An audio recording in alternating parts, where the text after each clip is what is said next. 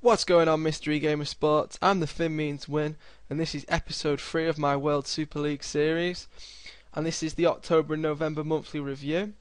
You may be wondering where I am in your corner. However, I'm experiencing some hardware problems with my webcam at the moment, and I'm hoping to resolve them pretty quickly, and I'll probably be back for the next episode. And also, I am now recording on a new mic. I thought it was time to upgrade my audio quality to make it more enjoyable for you guys. So I'll get into some matters now before moving on to the fixture and results of these months. The first matter of business then to take care of in this episode is I made a transfer this month. I have signed Kevin Mireles from Olympiacos for €4 million, which is a bargain in my eyes. You may recall from the previous episode he did score a brace against us in the 2-2 draw against Olympiacos, and he did raise my eyebrows there, and this did probably enable us to make the move. As you can see, he's statistically a great out-and-out winger, but he can also play as a striker. So far this season he's been in prolific form. He's played 8 league games and scored 6 goals so far, with 1 assist and 2 man of the matches, highlighting the fact that he's a strong player, and I'm hoping I can bring him in January and he can pick up where he left off at Olympiacos and bang him in for us and our race to promotion. The second matter of business I'd like to draw your attention to, guys, is the fact that 3 signings I've made, well, 2 I made and 1 that the previous management did make, have found it hard to settle in the area.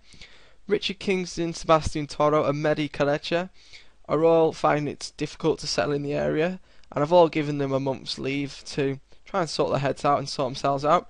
Sebastian Toro did have to have 2 months leave of absence so far, and he has requested a third.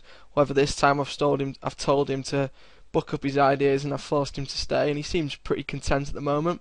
Hopefully I can try and boost his morale and sort his problems out. The first match I have to show you this episode is the 3-1 victory we picked up over Basque-ing. Goals from Jusile, João Carlos and Samuel Eto'o for the goals for us, and Basque-ing only goal of the game come from Pablo Batella. As you can see, statistically, quite a strong game by us. 13 shots, 6 of which on target. We did hit the woodwork once and had 3 clear-cut chances, highlighting the fact that despite the scoreline we could have had a few more goals. The only downside to the game was the possession. Basque-ing, despite being the away team, did have the majority of the possession, showing the fact that despite we're not making advantage of the home field, which I'd like to in future matches. However, we did get a win and that's all that matters in the end. The second match we played in October was the 0-0 draw against Santos Laguna. Quite a disappointing match for us. We had 21 shots, 6 of which on target, and we didn't manage to make 1 clear-cut chance all game, highlighting the fact that despite we were making the chances, we weren't making the right type of chances to convert. More pleasing, we bounced back from the poor possession game we played in the previous match to dominate the possession, which is pleasing away from home against Santos Laguna. And it's quite disappointing that we only managed to come away with a 0-0 draw. Despite the amount of shots we had, I hope we could have took one of the shots to score a goal, but that wasn't the case, and we did pick up a point here away from home, which is quite pleasing and a strong, steady start to the month. The third match we played in October was the absolutely heartbreaking defeat in the second round of the Ford Cup against Gaziantepspor. Goals from Samuel Eto'o and Carlos Fierro for us. However, Ivan in the 93rd minute of a penalty broke our hearts and knocked us out of the cup. And as you can see, very close game. We had 15 shots, 8 on target. They had 13 and 8 on target. And also they did hit the woodwork once, highlighting the fact that overall they probably should have come away with winners. They did have 5 clear-cut chances as well as the one that hit the posts, which does highlight the fact that despite being the home team, we weren't able to be stronger than them. And probably it was a fair, just result, but disappointing to be knocked out at such an early stage of a cup. However, it does allow us to focus on the league and our chances of promotion. The final match we played in October was the 5-3 thriller that we had against Rangers. Bucifer and Tardelli with goals for us and a hat-trick from Eto'o were our goals. A brace from Lee Wallace and a goal for Kyle Lafferty with the 3 goals for Rangers. And as you can see, statistically it was an end-to-end game. Between the two teams there was 34 shots. I mean, There was 16 shots on target between the two. We had 10 of which. Rangers hit the woodwork twice, but we did have 4 clear-cut chances. Overall, quite a fair game. 53% of the possession between the two. An absolute thriller. I mean, look at the goal times, end to end. Didn't know who was winning, but I'm happy to say we did come away with winners of this one, and that is probably a good win over a side that arguably will be around the promotion places at the end of the season. The first match we played in November then was the 3-1 win over Parma.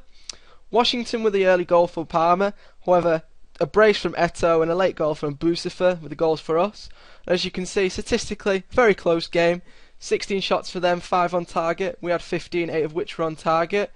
And they hit the woodwork 3 times, highlighting the fact that we were very lucky to come away with the result, which we did. But overall, very pleasing result. It's a good start to the month and continuing the strong form we showed in October. The second match of November was the return match against Steaua Bucharest. However, this time we made amends for our 0-0 our draw at the start of the season with a 3-0 victory. A goal for João Carlos, an own goal from Eguerera, and Alexei Ivanov with his first goal of the season in the 91st minute sealed the match for us. Overall, statistically, a pleasing game. 14 shots, 8 of which on target, highlighting the fact that we were very clinical today. We just edged the possession with 52%, but away from home I do expect us to not have as much of the ball, and overall a very pleasing result. I mean, showing the fact that we have improved from the first match of the season where we could only scrape a draw against Steaua. We're now comfortably beating them 3-0, highlighting the progress that we've made in such a little space of time. The second to last match we played for this episode was the impressive come-behind victory over Internacional in the third round of the Pepsi Cup. Internacional took the lead through Andreas Di Alessandro in the 70th minute. However, Samuel Eto'o with a brace and Bolivar with an own goal gave us those goals for us. Overall, we absolutely dominated Internacional off the pitch. We had 22 shots, 9 of which on target. We hit the woodwork once and had 3 clear-cut chances, highlighting the fact that we should have probably scored a few more goals than we did. Overall, very pleasing to go through in the manner we did, especially coming from behind against such strong opposition as Internacional. And we can look forward to a glamour tie in the 4th round of the Pepsi Cup. The final match we played for this month was the comfortable 1-0 victory over Almeria at home. The only goal of the game coming from Samuel Eto'o. Quite a pleasing match. We had 15 shots, however we only hit the target 4 times, meaning quite lucky to score the goal we did. We did hit the woodwork once and had 3 clear-cut chances, highlighting the fact that despite only scoring the 1 goal, we could have had a few more. And overall, quite a pleasing victory over strong opposition. I mean, Almeria are around the promotion places at the moment, so good victory over a close rival. Very pleasing to end the months off. So here's a roundup now for all the fixtures played in this episode. Played 8 games overall, won 6, drew the 1 and lost 1 in the cup. We did remain unbeaten once more in the league, as you can see. The only defeat so far in a competitive match this series was against Gaziantepspor in the second round of the cup, highlighting the fact that despite a weaker team, we are playing above the odds and not losing, to be honest. So after the 2 months worth of matches we've played, we've now pulled away to the top of the group, sitting on 25 points, 2 points clear of Olympiacos, our nearest rivals, and we are both 4 points clear of, we're 6 points clear of Sporting in third, meaning that we are solid in the title race at the moment.